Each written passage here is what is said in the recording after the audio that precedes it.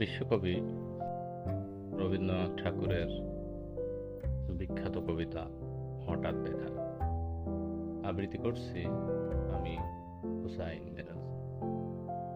রেলগাড়ির কামরায় হঠাৎ দেখা, ভাবিনি সম্ভব হবে কোনোদিন। আগে ওকে বারবার দেখেছি লাল রঙের শাড়িতে, ডালিম ফুলের মতো রাঙা। আজ পড়েছে কালো রেশমের কাপড়, আঁচল তুলেছে মাথায়। দোলন চাপার মতো চিকন গৌর মুখখানি ঘিরে মনে হলো কালো রঙে একটা গভীর দূরত্ব ঘনিয়ে নিয়েছে নিজের চারদিকে। যে দূরত্ব সর্ষে ক্ষেতের শেষ সীমানায় শাল বনের নীলাঞ্জনে। থমকে গেল আমার সমস্ত মনটা। চেনা লোককে দেখলাম অচেনার গাম্ভীর্যে। হঠাৎ খবরের কাগজ ফেলে দিয়ে আমাকে করলে নমস্কার। সমাজবিধির পথ গেল খুলে, আলাপ করলেম শুরু। কেমন আছো, কেমন চলছে সংসার ইত্যাদি। সে রইল জানালার বাইরের দিকে চেয়ে, যেন কাছের দিনের ছোঁয়াচে পার হওয়া চাহনিতে। দিলে অত্যন্ত ছোট দু একটা জবাব, কোনোটা বা দিলেই না। বুঝিয়ে দিলে হাতের অস্থিরতায় কেন এসব কথা, এর চেয়ে অনেক ভালো চুপ করে থাকা।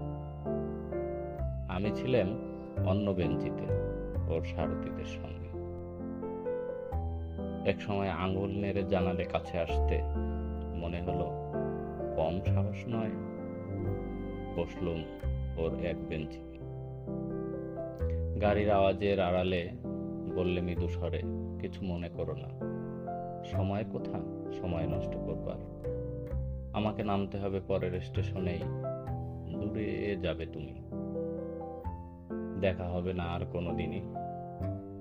তাই যে প্রশ্নটার জবাব এতকাল থেমে আছে, শুনবো তোমার মুখে। সত্য করে বলবে তো? আমি বললাম বলবো। বাইরের আকাশের দিকে তাকিয়ে শুধলো, আমাদের গেছে যেদিন একেবারেই কি গেছে, কিছুই নেই বাকি। একটু রইলেন চুপ করে, তারপর বললেন, রাতের সব তারাই আছে দিনের আলোর গভীরে। ফটকা লাগলো, কি জানি বানিয়ে বললেন নাকি। ও বলল, থাক এখন যাও ওদিকে। সবাই নেমে গেল পরের স্টেশন, আমি চললাম একা।